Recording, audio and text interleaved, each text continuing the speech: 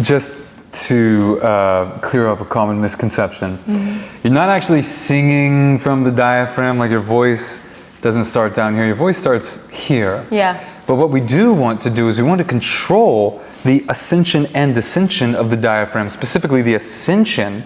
When the diaphragm rises, that's what allows us to exhale. Yeah. And so we want to control a nice, slow and steady ascension so that we can control our airflow, because all singing is the way that we control our airflow flowing through our vocal cords, and then the way that we open up our throat and our mouth to sound the way that we want, right? Yeah, that's really good. So, thank you. Preach! You better say that. so the breath is important, learning to control that exhale. Yeah. I break breathing down into the inhale and the exhale, okay? And in this video, I just want to talk about how the support muscles should activate, because I think that's what people get confused on. And then if anybody wants to dive deeper, they know how to learn more, and they can dive deeper with us. But I will also say one more thing before we get into it, that breathing is one component. You know, like the best breather in the world. No more than a mouth breather. There's no more than a mouth breather, right? I mean, like, you know, it doesn't mean that you're going to be an amazing singer. So right. There are other components. We like to say breathing is one of 8 components that you need to have an amazing voice. Breathing, yes, but then you need to learn tone. You need to learn pitch. Right. You need to expand your range, connect your range. Right? So there's no break. You need to learn how to have volume dynamics, agility throughout your range, and then finally style. Yeah. Okay, that being said, let me just get into one little exercise anybody can do at home to kind of feel what it feels like to have the support muscles kick in. So I like to utilize what's called reflexive support. So to do what the body would do naturally, rather than try to like tense or force or tighten the abs. Were you ever told by one of your earlier vocal coaches, because I was, to act like you're you know, relieving yourself in the restroom? No, but I've heard that. But were you ever told to like tighten your abs? Yes. How'd that work out for you? Oh, you know, it just made me more tense, and yeah. I think I just put too much of the focus on, okay, tighten here, but like there was, like I don't think that actually helped me sing better. I think it complicated it to me. And you found yourself at a vocal doctor, right? I sure did. Yeah, so you gotta be careful there. But yeah. That's why I like to do what the body does naturally. So something that anybody could do right now at home would be to place their lips around either the back of their hand or their wrist and vocalize into it, where only a little bit of air is going to escape out the sides. So it wouldn't sound like this. Yeah. Where too much air is escaping, but it would sound like this.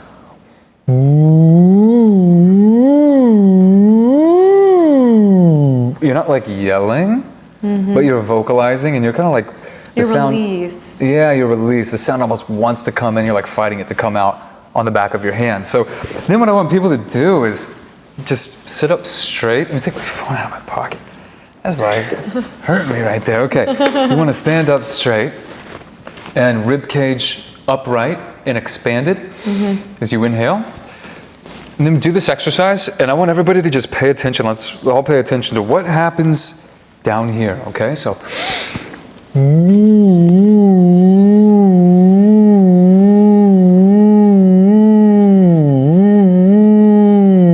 what do you feel, right? And it's gonna be way more nuanced than just my abs got tight. Like if you really pay attention, my obliques are kicking in.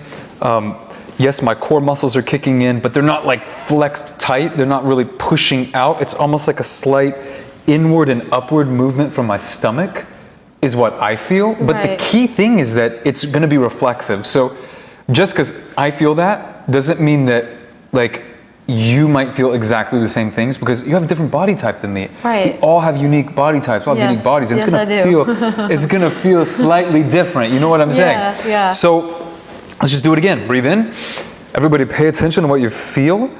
And then the key is to internalize that and to mimic that contraction, mimic the sensation, and then mimic that sensation whenever you speak or sing. Okay? And so it's not just tight the abs. It's not just think like you're, you know, taking a dump or whatever. Like, or you know, I don't know, whatever, like clench a pencil in your butt cheeks. I've heard everything, and I've taken from some Wow. amazing vocal coaches, and no judgment. Yeah, everyone has their method. Yeah, no judgment, you know, and you learn all that you can. But I have found that, without a doubt, that you know the best way to go about just that one component of breathing, which would be feeling what the support muscles kicking in feels like, is to do it in a reflexive way. Yeah, that's do great. it in a natural way, Yeah. and not an overly forced or tense way. Right. So everybody could, you know, do that at home and see Yeah. how it feels, and then practice replicating that when they sing or speak. That's so good. Thank Yeah. you for explaining that. I guess That's yeah. so much better than, you know, what I had heard. Because Yeah. I felt like, how can I just tighten up and, you know, be tense here and still be able to breathe properly? Right. And the inhale is a whole nother conversation. And, you know, again, everyone knows how to dive deeper if they want to with us. But Right. for now, that's a good place to start as Love far it. as the support muscles. That's so helpful.